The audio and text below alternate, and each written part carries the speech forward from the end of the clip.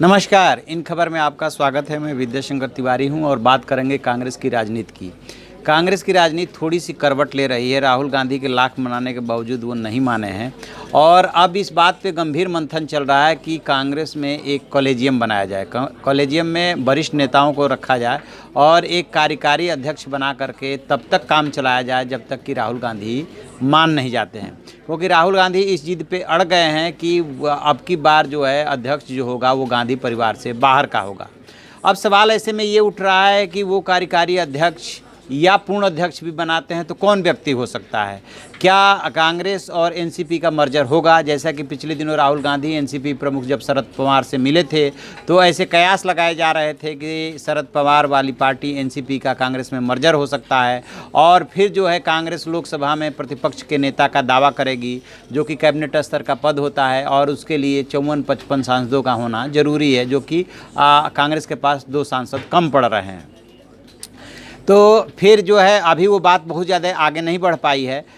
ऐसे में कांग्रेस के गलियारे से खबर ये आ रही है कि एक नया नाम उभरा है और वो गांधी परिवार 10 जनपद का भी और तुगलक रोड का भी काफ़ी भरोसेमंद माने जाते हैं। वो नाम है ए.के. एंटनी का। ए.के. एंटनी जो है 10 जनपद के बहुत ज़्यादा करीबी हैं, केंद्र में रक्षा मंत्री रह चुके हैं और 2014 में हार के बाद इन्हीं की अध्यक्षता में ए.के. एंटनी कमेटी गठित हुई थी, जिसने साफ साफ अपनी रिपोर्ट में कहा था कि कांग्रेस ने जिस तरह से अल्पसंख्यकों के लिए तुष्टीकरण की राजनीति की है वो मतलब एक हार का बहुत बड़ा कारण है। ये बात अलग है कि उस रिपोर्ट को जो है बक्से में बंद कर दिया गया, उस रिपोर्ट पे कभी कोई कार्रवाई नहीं हुई। अब ए.के. एंटनी ही क्यों? तो ए.के. एंटनी बेशक ये राहुल गांधी की जिद की वजह से गांधी परिवार के बाहर का व्यक्ति लिया जा रहा है या लेने के संकेत दिए जा रहे हैं, लेकिन इसके बावजूद हमेशा इस बात का ध्यान रखा जाएगा कि जो भी अध्यक्ष बने वो ऐसा बने जो गांधी परिवार का लॉयल हो। और ए.के. एंटनी क्रिश्चियन भी हैं और गांधी परिवार के लॉयल भी हैं और पार्टी के वरिष्ठ नेता हैं, इसलिए उनके नाम पे सहमति बन सकती है। जहां तक अन्य नेताओं की बात है, जैसे कि पी चिदम्बरम हो गए, गुलाम नबी आज़ाद हो गए और जो वरिष्ठ नेता हैं उनके साथ कुछ न कुछ दिक्कतें हैं। जैसे पी चिदम्बरम पे सबको पता है कि वो कई INX से लेकर के कई मामलों में फंसे हुए हैं, उनके खिलाफ जांच चल रही है। वो अपने बेटे को टिकट दिलाने को लेकर के पहले से राहुल गांधी के निशाने पे हैं। अशोक गहलोत भी निशाने पे हैं। अशोक गहलोत भी एक उम्मीदवार के रूप में हो सकते थे, लेकिन वो अपने वैभव गहलोत अपने बेटे को जिताने के लिए 93 सभाएं करते रहे और राजस्थान को सिर्फ सचिन पायलट के भरोसे छोड़ दिया। तो ये जो भी जिन जिन नेताओं के नाम आ रहे हैं उसमें सबसे फिट इसलिए ए.के. एंटनी का माना जा रहा है कि उनके ऊपर ऐसा कोई आरोप नहीं है और दूसरी बात कि गांधी परिवार के लॉयल है। अब बात करते हैं राहुल गांधी की। राहुल गांधी का क्या होगा फिर? तो राहुल गांधी को अब इस बात के लिए मनाया जा रहा है कि यदि वो कांग्रेस अध्यक्ष नहीं बने रहना चाहते हैं तो कम से कम ये तो करें कि वो लोकसभा में कांग्रेस के नेता बन जाएं। लोकसभा में यदि वो कांग्रेस के नेता बन जाते हैं, पिछले यानी कि 16वीं लोकसभा में मल्लिकार्जुन खड़गे थे, बेशक उन्हें सरकार की तरफ से रिकॉग्निशन नहीं मिल पाया था क्योंकि 10% कांग्रेस के उम्मीदवार नहीं थे। पिछली लोकसभा में सिर्फ कांग्रेस के 44 ही सदस्य थे और इसमें भी जो है 2 या 3 सदस्य कम पड़ रहे हैं।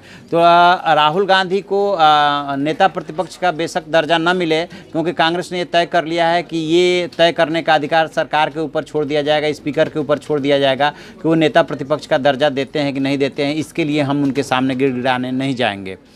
तो राहुल गांधी यदि ये पद स्वीकार कर लेते हैं तो उन्हें फिर लोकसभा में एक्टिव रहना होगा, क्योंकि जो भी लोकसभा में नेता बनता है, नेता प्रतिपक्ष होता है, उसको लोकसभा में एक्टिव रहना होता है। और राहुल गांधी के ऊपर हमेशा ये विपक्ष के आप तो सत्ता पक्ष बीजेपी आरोप लगाती रही है कि वो तो लोकसभा में या पार्लियामेंट में सैर सपाटे के लिए आते हैं, एक्टिव नहीं रहते हैं, लंबी लंबी छुट्टियां बिताने के लिए बाहर चले जाते हैं।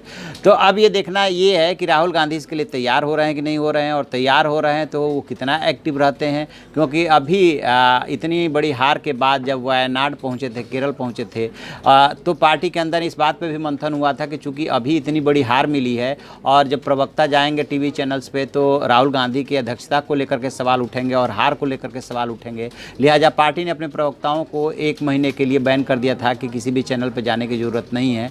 तो राहुल गांधी तैयार हो जाते हैं तो ये बड़ी बात होगी और उसके लिए उनको तैयारी भी करनी होगी, मेहनत भी करनी होगी, क्योंकि नेता प्रतिपक्ष जो है जिम्मेदारी का काम होता है। कौन बोलेगा, कैसे बोलेगा, किस तरह से सरकार पर अटैक किया जाएगा।